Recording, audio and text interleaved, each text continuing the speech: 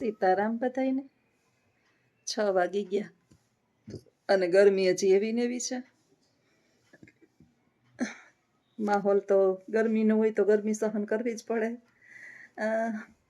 એક છે ને માજી હતા, એ ઉનાળો આવે ને તો રાયડો રાયડ થાય, હાય ગરમી હાય ગરમી હાય ગરમી. ભગવાનને એમ થયું કે હાલ થોડીક એને ઠંડક આપવું, એટલે એણે ઉનાળા પછી છે ને ચોમાસું આપ્યું. એટલે વરસાદ આવે કે કોયરો કોયરો વરસાદ, એ માદણું, એ કીચડ એ કીચડ એ કીચડ. ભગવાનને એમ થયું કે આને આ ઋતુ અનુકૂળ નથી આવતી બિચારાઓને, તો હાલને વધારે ખાલી ઠંડી જ આપું. એટલે એને શિયાળો આપ્યો. એ કોયરો રે કોયરો, મરી ગયા ટાઈટુમાં. ભગવાન કે આ માજી તો કઈ જાતના છે, એને તે કઈ ઋતુ હોવાતી નથી. એ માજી એટલે આપણે બધાય, આપણું બધાયનું કંઈક આવું જ છે. વિદેશની અંદર મારો દીકરો છે જસોદાબેન સ્પેનમાં છે, એટલે કદાચ ત્યાં સ્પેનની અંદર મને લાગે ઠંડી જ વધારે હશે. બરફનું પ્રમાણ એ સેરેગન કન્ટ્રીમાં જ કદાચ આવતું હશે. આઈ લગભગ ડોન્ટ નો, પણ કદાચ હશે. બરફ જ વધારે હોય ને ઠંડી જ વધારે હોય. એ ત્યાં એમ રાયડું નાખતું હોય કે અમને હળવા કપડાં પહેરવા ગમે અને તમને હાડી કે ગરમી છે તો એ હક નથી થતું. કે સાચી વાત છે, કોઈને કાંઈ અનુકૂળ આવતું નથી. માનવ દેહ દુર્લભ છે. બહુ તપસ્યાઓ અને અનેક આપણા જે સત્કર્મો હોય ને ત્યારે આપણને માનવ દેહ પ્રાપ્ત થાય, અનેક જન્મો ભોગવ્યા પછી. પણ આ જન્મની અંદર આપણે સુખને નહીં ગણકારીએ, દુઃખને જ રોહું. હાય રે ઓલું દુઃખ, હાય રે ઓલું દુઃખ, હાય રે ઓલું દુઃખ. આમ થયું, ઓલું થયું, ઓલું થયું. સમાજની પીડા, કુટુંબની પીડા, પરિવારની પીડા, સંતાનોની પીડા, બધી પીડા લઈ લઈ લઈ લઈ લઈ અને એક દિવસ આપણું ફીંડલું વળી જવાનું છે. પણ સુખની પળો તો ઈશ્વરે બહુ આપી છે. પહેલાના સમયમાં ક્યાં પંખા ને લાઇટું ને ટીવી ને મોબાઈલ ને કાંઈ હતું. એ એક રૂમની અંદર 5 5 6 6 એક તમને વાત કરું કે એક પરિવાર છે અને મરબાના ગામની અંદર જીવતા જાગતા એક માતા પિતાના 12 સંતાનો, 6 દીકરા 6 દીકરીઓ, 12 છોકરા, એક રૂમ, એક ઓસરી જરાક જેવડી, અને 12 જે છે હમાઈ જતા હતા મા બાપના ભેગા. અત્યારે સૌથી નાની છોકરી છે ને મારા જેવડી, એટલે વિચારવાનું કે એ પરિવાર કેવડો થયો હશે. અત્યારે 6 જમાઈઓ આવ્યા હશે, 6 વહુ, એના બધાના 2 2 3 3 છોકરા. વિચારવાનું. છતાં એ માજીએ કોઈ દિવસ કંટાળો નહોતો લીધો કે મારે આટલા બધા છોકરા છે. નટાણે હાડું એક હોય ને તો 21 જેવું હોય.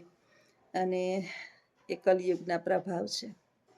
એક વખત અર્જુન અને ભગવાન શ્રી કૃષ્ણ જે છે ને એ હાઈલા જતા હતા. પછી હાલતા હાલતા એક ભિખારી હતો, એ ભીખ માગતો હતો, બેઠો હતો. એટલે ભગવાને એને ભીખ, ભગવાને ના આપી, એટલે અર્જુનને દયા આવી કે ભગવાન આને કંઈક આપવું. તો કે રેવા દે ને ભાઈ, હાલને. તો કે ના ના. એટલે એણે એક જે છે ને સોનામોર આપી એને, કે જાતા હવે તારે ભીખ માગવી પડશે નહીં. હવે એ ભિખારી પાસેથી સોનામોર જે છે ને એ જેવો જાતો હતો ને એવી એક બીજા લૂંટારાએ લૂંટી લીધી.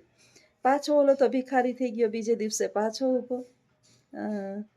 પાછું જે છે એ અર્જુનને બીજે દિવસે પૂછ્યું, એલા પાછો ઊભો તો કે એ તો જૂટી ગયો, પાછો મારી પાસેથી જટી ગયો. એટલે અર્જુનને પાછી દયા આવી, એટલે એણે પાછું આપ્યું. તો પાછું એને કંઈક આપ્યું તો એ પાછું તો કે જટી લીધું. ભગવાન ત્રીજે દિવસે એ પાછો ભીખ માગતો હતો. તો અર્જુન પાછો એને કહે છે કે ભગવાન આને તો સંતોષ જ નથી. સંતોષ નથી કે એનું જ ખરેખર જટી લીધું છે, એના કરમમાં નથી. એના કિસ્મતની અંદર ધન દોલત છે જ નહીં, તો તું આપીશ ને તો એ કોક જટી લે. આપણું નસીબ કંઈક આવું જ છે. ઊંચા પછડાવ કે નીચા પછડાવ, આપણા જીવનની અંદર જેટલું આપણને પ્રાપ્ત થવાનું હોય એટલું જ થઈને રહીએ. એનાથી હાથમાંથી કોઈ જટી લે, નસીબમાંથી ન જટે. આપણું એક વાક્ય છે ને, એવું જ જીવનનું છે કે નસીબમાં ન હોય ને તો કોઈ આપે ને એ વયું જાય. એટલે નસીબની વાત છે. એટલે જેના જેવા નસીબ. દરેક ચા વેચવાવાળા નરેન્દ્ર મોદી નથી થતા, અને દરેક જે છે એ સાબુ વેચી અને રિલાયન્સમાં પેટ્રોલ ભરવાવાળા રિલાયન્સના માલિક ધીરુભાઈ નથી બનતા. હવે આમાં તો આપણે વાત માની શકીએ ને આ વાત 100% સાચી છે. બીજી તમને વાત કરું કે બધા કહે છે કે દરેક પુરુષની પાછળ એક સફળ પુરુષની પાછળ એક સ્ત્રીનો હાથ હોય. નરેન્દ્ર મોદીએ બહુ વહેલા છૂટાછેડા આપી દીધા હતા, કોઈનો હાથ નહોતો. રતન ટાટા છૂટાછેડા, કોઈનો હાથ નહોતો. સલમાન ખાન સફળ એક્ટર, ઘણી બધી હિરોઈનો જીવનમાં આવી છતાં એકલો સફળ એક્ટર. આવા તો તમને ઘણા બધા દાખલા આપું કે જે એકલા રહી અને સફળ થયા. યોગી આદિત્યનાથ જે છે સંન્યાસી છે, મુખ્યમંત્રી યુપીના, એકલા બ્રહ્મચારી છે. અને આ 2-4ની તો ખાલી મારા જીભે વાત છે. આવા તો અનેકો છે કે જેણે જીવનની અંદર બુલંદીઓને સ્વીકારી છે અને સફળતા મેળવી છે. એના નસીબ જોર કરતા હોય. બાકી સફળ પુરુષની પાછળ સ્ત્રીનો હાથ હોય તો એ એની માનો હાથ હોય. દરેક માતાની એવી ઈચ્છા હોય કે એના સંતાનને ખૂબ ખૂબ ખૂબ સફળ બનાવે. પ્રાર્થનાથી બનાવે, પ્રયત્નથી બનાવે. પ્રયત્ન સફળ ન થાય તો પ્રાર્થનાને કરી અને એને સફળ બનાવવાના પ્રયત્ન કરે. અને હા, પત્નીનો હાથ છે એ કદાચ ચોક્કસ હોય કે પહેલાના સમયની અંદર સતી અનસુયા હતી, મા સીતા હતી. હવે સફળ પુરુષ જે છે એ પત્ની ગોતે છે, હવે સફળ બનાવતી નથી. આ નોંધી રાખવાનું. આપણે મારે તો 2 પેટ દીકરા પડ્યા છે એટલે મને ખબર છે કે આપણી પોતાની પેટની દીકરી હોય તો આપણે કોઈ દિવસ એવું વિચારીએ કે મારે છે ને હાવ ગરીબ જમાઈ ગોતવો છે, મારી દીકરી બહુ ટેલેન્ટેડ છે, એટલું ટેલેન્ટેડ છે ને કે એ મારા જમાઈને જે છે એ સફળ બનાવીને જ રહેશે. આ વાત જે છે એ વિચારવા જેવી છે કે મા બાપે પોતાનો જમાઈ સફળ જ ગોતે. એને દેખાતું હોય કે મારી દીકરી અહીં દુઃખી નહીં થાય તો જ આપે. અને છોકરીએ બધી સુખ સુવિધા હોય, ખારું બેંકની ચોપડિયું માગતા નથી કેટલું બેંક બેલેન્સ છે, બાકી બધું જોઈએ ને. વાસ્તવિક અત્યારે યુગ પ્રમાણે આવું બધું શોધવું પડે, ગોતવું પડે. પણ આ જે કહેવતની વાત હતી એટલે એ સાબિત કે મા બાપ જે છે ને એ દીકરી હોય કે દીકરા હોય એને સફળ એને મા બાપ બનાવે, બીજું કોઈ નહીં. અને એની બુદ્ધિ વધારે સફળ. મા બાપ ગમે એટલા પ્રયત્ન કરે, એના નસીબમાં ન હોય તો નહીં બની શકે.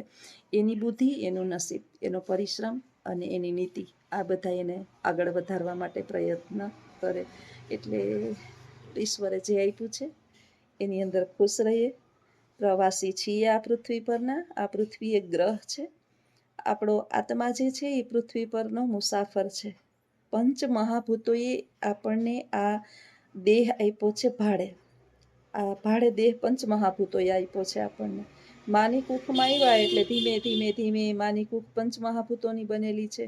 એ પંચ મહાભૂતોથી આપણું દેહનું બંધારણ થયું. આત્મા એમાં પ્રવેશ્યો અને પૃથ્વી પર પરિભ્રમણ કરે છે. હવે આપણે દુઃખી થવા લાગ્યા કે સાલું આમ નથી થતું, ઓલું નથી થતું, હું આમ કરું છું તો આને તકલીફ થાય છે, હું આમ કરું છું તો આને તકલીફ થાય છે, આને પેટમાં દુખે છે, આને બળતરા થાય છે, આને મરચા પડે છે. એ ભાઈ, આપણે આ પૃથ્વી પરના લોકોને ખુશ કરવા માટે નથી આવ્યા. આપણે પ્રવાસમાં આવ્યા છીએ. આ પૃથ્વીના લોકોને ખુશ કરવાની જવાબદારી કે કોઈ પણ પ્રકારનો ઠેકો કે લઈ અને આપણે આ પૃથ્વી પર આવ્યા નથી. આપણે આ પૃથ્વી પર પ્રવાસમાં આવ્યા છીએ. પ્રવાસમાં આપણે ગયા હોય તો આપણે આનંદ કરવા ગયા હોય ને. જ્યાં પણ આપણે યાત્રા કરીએ, પ્રવાસ કરીએ, કોઈ પણ પ્રકૃતિના ખોળાની અંદર આનંદ લેવા જઈએ, અત્યારે આપણે જઈએ છીએ કોઈ પણ પ્રકારના આયોજન કરી તો આપણે આનંદ કરવા જઈએ છીએ ને, દુઃખી થવા થોડા જઈએ છીએ કે બીજા માણસોને ત્યાં છે એને સુખી કરીએ. તો આપણી આસપાસના લોકોને આપણી વાણી, આપણું વર્તન, આપણો વ્યવહાર આ બધું ના ગમે તો એના માટે થઈ અને આપણે કોઈ પણ પ્રકારના જવાબદાર નથી. એની વિચારસરણી છે કે આપણા વ્યવહારથી ખુશ થતા નથી. એને ખુશ કરવાનો, કોઈ પણ બીજા વ્યક્તિને ખુશ કરવાનો ઠેકો આપણે લીધો નથી. આપણે ક્યારે ખુશ થશું બીજાને? આપણે જિંદગી જીવવા આવ્યા છીએ અને એ જિંદગી સત્કર્મ દ્વારા, સારા કર્મો દ્વારા, નેકીના કર્મો દ્વારા અને આપણે જેને કહીએ કે કોઈને રોવડાવી અને હવન કરીએ તોય એ હવન પહોંચે નહીં. એમ બીજા માણસને દુઃખી કર્યા વિના આપણે આ જીવન આપણું પૂર્ણ કરી અને પાછા જ્યાં આવ્યા છીએ ત્યાં ચાલ્યા જઈએ. એટલે જ્યારે ઈશ્વર જે આપણી ઇન્ક્વાયરી કરે, યાદ રાખજો, મને બરાબર યાદ છે. અને મારી નજર સામે જે છે એ આવા ઘટનાઓ મેં 4-5 જોઈ છે. એટલે બરાબર કે ઈશ્વર જે છે એ બરાબરની ઇન્ક્વાયરી કરે છે કે પૃથ્વી પર તું પ્રવાસમાં ગયો તો ત્યારે તે શું કર્યું. આનું હું તમને એક ઉદાહરણ આપું કે એક વૃદ્ધ દાદા જે છે એ આઈસીયુમાં મેજર પ્રોબ્લેમવાળાને રાખે. આનું કદાચ મેં પહેલાં વિડીયોમાં કીધું હોય તો માફ કરજો, પાછું મને યાદ આવ્યું એટલે કહું છું કે આઈસીયુની અંદર જે છેલ્લી જેની 50% જેવું હોય, જીવે ને ના પણ જીવે એવા કેસ આઈસીયુની અંદર હોય. એટલે એક દાદા જે છે એ સૂતા એની આંખમાંથી દળદળ આંસુ પડતા હતા. કોઈએ પૂછ્યું કે કેમ દાદા રડો છો? એ આઈસીયુની અંદર જે અધિકારી હતા, જે એના માણસ, એને પૂછ્યું તો કે હું મારા ભૂતકાળને યાદ કરીને રડું છું કે જ્યારે હું જે કરી શકતો હતો ને એ મેં કાંઈ કર્યું નહીં, અને હવે હું કાંઈ કરી શકું એવી મારી ક્ષમતા નથી. એ ભૂતકાળ મને અત્યારે રડ આવે છે. તો કે દાદા એવું તો તમે શું કર્યું? પેલા ભાઈ જે છે એની માથે હતા ને, એને પૂછ્યું કે હું જે પદ ઉપર હતો ને એ પદ ઉપર ઘણા મારી નીચે નોકર ચાકર કામ કરતા હતા ને, એને મેં હળધૂત કર્યા, અપમાનિત કર્યા, એને નોકરી પરથી કાઢી મૂક્યા, એની પાસેથી મેં ઘણું બધું કામ કઢાવીને એને પૂરતું વેતન ના આપ્યું, અને એને માનહાનિ કરી. આવું હું મારે નહોતું કરવાનું. મારે તો એને માન જાળવવાનું હતું. ઘણા લોકોના રોટલા મેં જે છે એ અભડાવ્યા છે, મીન્સ એને નોકરી ઉપરથી ઉતારી મૂક્યા છે. હું એને સારી રીતે રાખી શકતો હતો. આ બધું જ મને તાજું થાય છે. અત્યારે મારી ઉંમર જે છે એ 70 વર્ષની છે અને હું મારા જીવનના છેલ્લા શ્વાસો ગણું છું. ત્યારે મને વિચાર આવે છે કે મેં મારા જીવનની અંદર મારી પાસે પદ પ્રતિષ્ઠાન પૈસો હતો ત્યારે મેળવું શું? કાંઈ ન મેળવી શક્યો. જો મેં ત્યારે સત્કર્મ કર્યું હોત તો આજે હું આ રડું છું ને એને બદલે હસતો જાત.